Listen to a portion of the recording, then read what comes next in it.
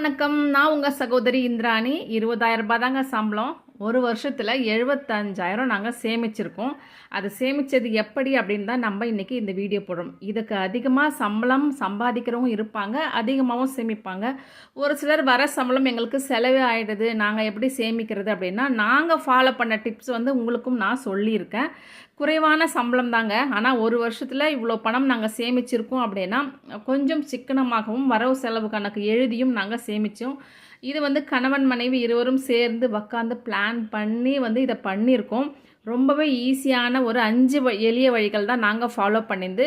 ஆனால் 5 பேர் மொத்தம் நாங்கள் வீட்டில், கணவன் மனைவி 3 குழந்தைகள், 5 பேர் ஏன்னா எப்படியெல்லாம் சமாளிச்சிருப்போம் அப்படின்னு கொஞ்சம் நினச்சி பாருங்கள்.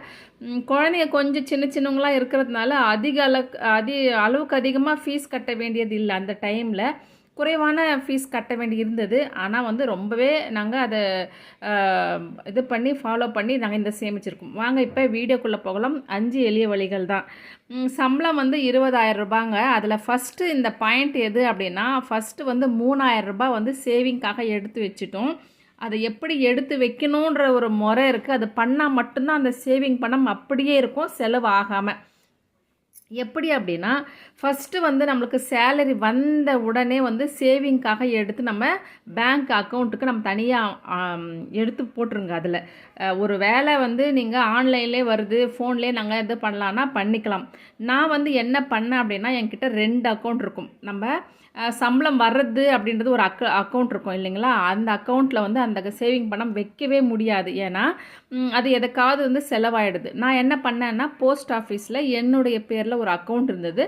அந்த பணம் நான் அதுக்கு ட்ரான்ஸ்ஃபர் பண்ணிவிடுவேன். அப்படி முடியல அப்படின்னா, அந்த டைமில் நான் ஃபோன் என்கிட்ட இருந்ததில்லை. நான் சம்பளம் வந்தோடனே அந்த காசு எடுத்துகிட்டு போயிட்டு அன்றைக்கி எடுத்துன்னு போய் போஸ்ட் ஆஃபீஸில் போட்டு வந்துடுறது தான் ஃபஸ்ட்டு வேலை. எனக்கு தொலைவாக இருக்கும், அதுக்கு ஏடிஎம் கார்டெல்லாம் இல்லை. பணம் எடுக்கணும் அப்படின்னா நம்ம ஃபில் பண்ணி கொடுத்து தான் எடுக்கணும். ஆனால் அந்த மாதிரி நான் போய் எடுத்ததும் இல்லை. ஏன்னா இன்னொரு அக்கௌண்ட் இருக்கிறதுனால காசு பணம் அதிலே போட்டு செலவு பண்ணுற மாதிரி இருந்தது. அதனால் என்னென்னா, நீங்கள் 2 அக்கௌண்ட் வச்சுக்கோங்க. ஒன்று சேவிங்காக ஒன்று நீங்கள் செலவுக்காக நீங்கள் வச்சுக்கணும். 2வது, தனியாக ஒரு அக்கௌண்ட் ஏன் நம்ம வைக்கிறோம் அப்படின்னா, சேவிங் மாதம் நம்ம பணம் கரெக்டாக அதை போடணும். அதனால தான் தனியாக வச்சுக்கோங்க அப்படின்னு சொல்கிறது. 2வதாக என்ன அப்படின்னா, ஃபஸ்ட்டு நீங்கள் உங்கள் செலவு என்னென்ன பண்ணுறீங்களோ அதெல்லாம் குடும்பத்துடன் சேர்ந்து அதை செஞ்சால் மட்டும்தாங்க இது முடியுது. ஏன்னா ஒரு பெரிய தொகையை நம்ம சேர்க்கணும்னு அவங்களுக்கு தெரியணும். ஏன்னா இது நம்ம சேர்த்தா மட்டும்தான் நம்மளுக்கு வீடு கட்டவோ இல்லை குழந்தைங்க படிப்புக்காகவோ இடம் வாங்கவோ தங்கம் வாங்கவோ நம்ம சேமிக்க முடியும். நம்ம இப்படியே இருந்தால் ஆகாது, நெக்ஸ்ட் லெவலுக்கு போகணும் அப்படின்னு இதெல்லாம் பேசினா மட்டும்தான், எல்லாரும் சேர்ந்து செய்தால் மட்டும்தான் இந்த விஷயம் நடந்துச்சு எங்களுக்கு. 2வதாக அந்த ஓவர் டைம் அப்படின்னு வேலை பார்க்குறது அப்படின்னு அவங்க பண்ணாங்க. ஏன்னா ஃப்ரெண்டு கடை இருந்தது.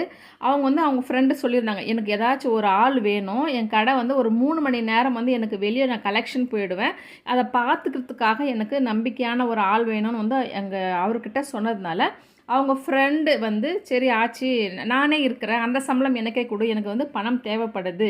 வேலைக்கு போயிட்டு வந்த பிறகு அந்த 2 மணி நேரம் 3 மணி நேரம் அந்த கடையில் இருந்துட்டு மட்டும்தான் அவர் வருவார்.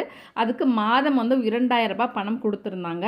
இது கஷ்டமான வேலை கிடையாது. சும்மா உக்காந்து அவங்க வெளியே போகிற வரைக்கும் நாங்கள் அதை மெயின்டைன் பண்ணணும்.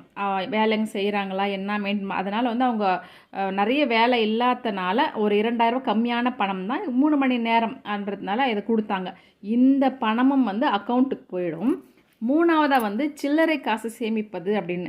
அவர் கையில் பர்ஸ் இருக்கும்போது இல்லை என்கிட்ட காசு செலவு கடைக்குன்னு கொடுப்பாங்க இல்லையா, அதில் சில்லறை காசு எவ்வளோ மீந்தாலும் எங்களுக்குன்னு ஒரு உண்டியல் இருக்கும். அது வருஷத்துக்கு ஒரு முறை உண்டியல் ஓப்பன் பண்ணணும்.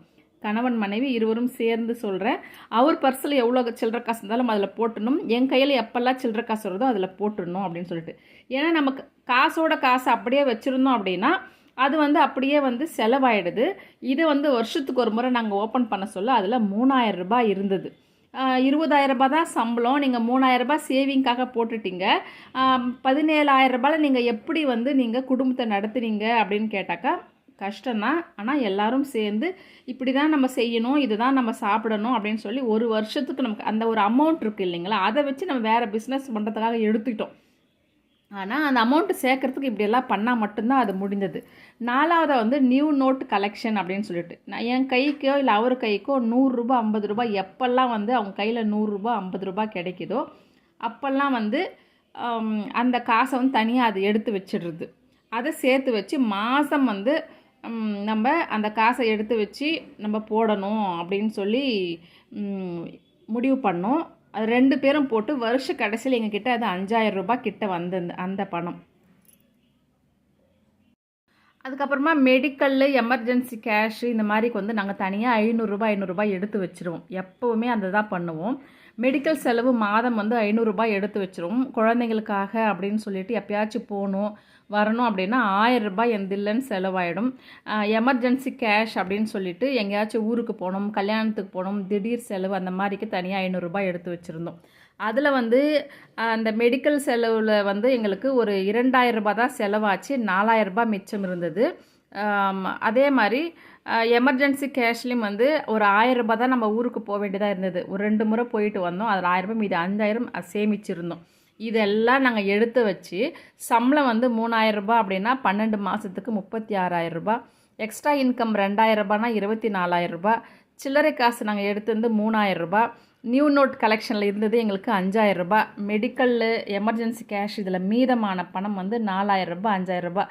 இதை மொத்தமாக சேர்த்து எங்களுக்கு ரூ. 77,000 இருந்தது. அதில் வந்து வருட கடைசியில் வந்து எங்கள் சேவிங் புக்கில் வந்து நாங்கள் போஸ்ட் ஆஃபீஸில் போய் பார்த்ததில் எங்களுக்கு ரூ. 76,000 பணம் இருந்தது. அதில் வந்து ரூ. 2,000 வந்து பர்த்டே செலிப்ரேஷனுக்காக நாங்கள் எடுத்து வச்சுட்டோம். அப்போ அந்த பணம் வந்து ஒரு 75,000ன்றது இந்த குறைவான சம்பளத்தில் நாங்கள் அதிகமான பணம் சேமிச்சிருந்தோம் ஒரு வருஷத்தில். நீங்களும் ட்ரை பண்ணி பாருங்கள், கண்டிப்பாக முடியும்.